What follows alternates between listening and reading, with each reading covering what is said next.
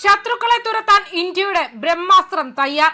Apache helicopter ഉപയോഗിച്ച് ആകാശത്തു നിന്ന് വെടിവെപ്പ് നടത്തിയുള്ള കരസേനയുടെ പരീക്ഷണം വിജയം.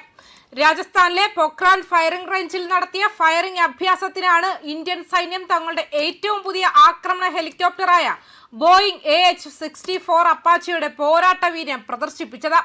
ബ്രഹ്മാസ്ത്ര എന്ന പേരിലാണ് ലൈവ് ഫയറിംഗ് അഭ്യാസം നടന്നത്. ഉയർന്ന കൃത്യതയും നെറ്റ്വർക്ക് കേന്ദ്രീകൃത യുദ്ധ സംവിധാനങ്ങളും ശക്തിപ്പെടുത്തുന്നതിൽ സൈന്യം ശ്രദ്ധ കേന്ദ്രീകരിക്കുന്നതിന്റെ തെളിവാണ് ഈ പ്രകടനം. AGM-114 ഹെൽഫയർ മിസൈലുകൾ, റോക്കറ്റുകൾ, ഓൺ ബോർഡ് തോക്ക് സംവിധാനങ്ങൾ എന്നിവ ഉപയോഗിച്ച് അപ്പാച്ചെ കൃത്യമായ ആക്രമണങ്ങൾ നടത്തി. പൈലറ്റുമാരും ഗ്രൗണ്ട് ക്രൂവും തമ്മിലുള്ള ഏകോപനം പരീക്ഷിക്കുക എന്ന ലക്ഷ്യത്തോടെയായിരുന്നു ഈ അഭ്യാസം.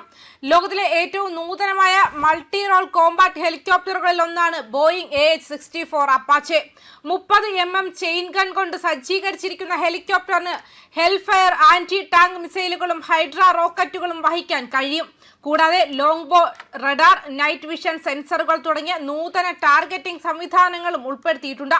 ഇന്ത്യൻ ആർമിയുടെ ഏറ്റവും പുതിയ ആക്രമണ ചോപ്പറുകൾക്ക് രാത്രി ഉൾപ്പെടെ എല്ലാ കാലാവസ്ഥയിലും പ്രവർത്തിക്കാനുള്ള കഴിവുമുണ്ട്.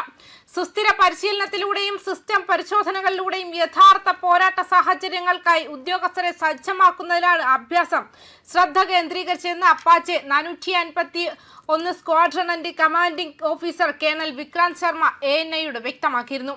ആധുനിക യുദ്ധത്തിൽ ആക്രമണ ഹെലികോപ്റ്ററുകൾക്ക് നിർണായക പങ്കാണുള്ളതെന്നും അദ്ദേഹം പറഞ്ഞു. ഭാവിയിൽ ഡ്രോണുകൾ, ലോയിറ്ററിംഗ് മ്യൂണിഷൻസ്, ആർട്ടിലറി ഫയർ തുടങ്ങിയ സംവിധാനങ്ങൾ വ്യാപകമായി ഉപയോഗിക്കപ്പെടും.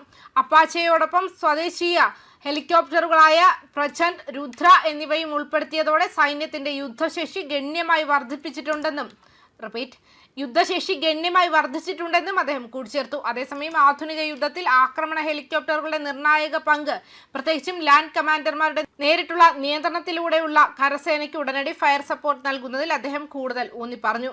ഭാവിയിലെ യുദ്ധക്കളങ്ങളിൽ ഡ്രോണുകൾ, അലഞ്ഞുതിരിയുന്ന യുദ്ധോപകരണങ്ങൾ, പീരങ്കികൾ, കൗണ്ടർ UAS സംവിധാനങ്ങൾ എന്നിവയുടെ സംയോജനം കൂടുതലായി ഉൾപ്പെടുമെന്നും അദ്ദേഹം കൂട്ടിച്ചേർത്തു.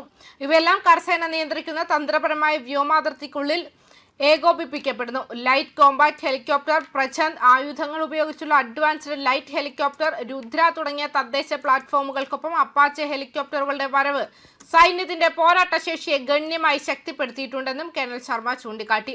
ഭാവിയിലെ പ്രവർത്തന വെല്ലുവിളികളെ നേരിടാൻ തയ്യാറായ ധൈര്യം, വൈദഗ്ധ്യം, സാങ്കേതിക വൈദഗ്ധ്യം എന്നിവയുടെ മിശ്രിതമാണ് കരസേന പൈലറ്റുമാരെന്ന് അദ്ദേഹം വിശേഷിപ്പിച്ചു. അപ്പാച്ചെയുടെ നൂതന സെൻസറുകളും കൃത്യതയുള്ള ആക്രമണ ശേഷിയും ഭീഷണികളെ വേഗത്തിൽ കണ്ടെത്താനും നിർവീര്യമാക്കാനുമുള്ള സൈന്യത്തിന്റെ ശേഷി വർദ്ധിപ്പിക്കുമെന്നും ഇത് കരപ്രവർത്തനങ്ങൾ മികച്ച ഏകോപനത്തിന് സംഭാവന നൽകുമെന്നും കൂട്ടിച്ചേർത്തു. അദ്ദേഹത്തിന്റെ അഭിപ്രായത്തിൽ പ്ലാറ്റ്ഫോമിലെ ഫയർ പവർ, സാഹചര്യ അവബോധം, പൊരുത്തപ്പെടുത്തൽ എന്നിവയുടെ സംയോജനം അതിനെ ആധുനിക യുദ്ധക്കള തന്ത്രത്തിന്റെ പ്രധാന ഘടകമാക്കുന്നു.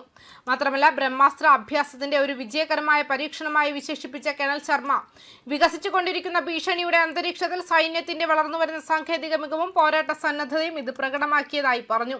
കരലക്ഷ്യങ്ങളെയും താഴ്ന്നു പറക്കുന്ന വ്യോമ ഭീഷണികളെയും നേരിടാനുള്ള അപ്പാച്ചെയുടെ കഴിവ് അദ്ദേഹം എടുത്തു പറഞ്ഞു. ഇതൊരു പ്രധാന ശക്തി ഗുണിതമാണെന്നും അദ്ദേഹം വിശേഷിപ്പിച്ചു. എയർ ക്രൂവും മെയിന്റനൻസ് ടീമുകളും തമ്മിലുള്ള അടുത്ത ഏകോപനമാണ് അപ്പാച്ചെ പൈലറ്റായ ലഫ്റ്റനന്റ് കേണൽ ക്ഷിതിസ് ഗോയൽ അഭ്യാസത്തിന്റെ വിജയത്തിന് കാരണമെന്ന് പറഞ്ഞു.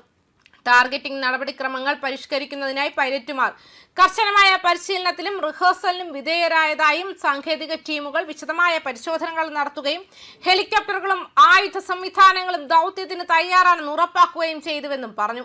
പൈലറ്റുമാരും സാങ്കേതിക വിദഗ്ധരും തമ്മിലുള്ള നിരന്തരമായ ഏകോപനം ഉയർന്ന നിലവാരത്തിലുള്ള വിശ്വാസ്യതയും പ്രകടനവും നിലനിർത്താൻ സഹായിച്ചുവെന്നും അദ്ദേഹം കൂട്ടിച്ചേർത്തു.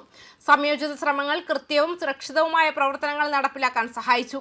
പകലും രാത്രിയും സാഹചര്യങ്ങൾ നടത്തിയ തോക്ക് സംവിധാനങ്ങൾ, റോക്കറ്റുകൾ, ഹെൽഫയർ മിസൈലുകൾ എന്നിവ വിജയകരമായി പ്രയോഗിച്ചു. ന്യൂസ് ഡെസ്ക് കർമ്മ ന്യൂസ്.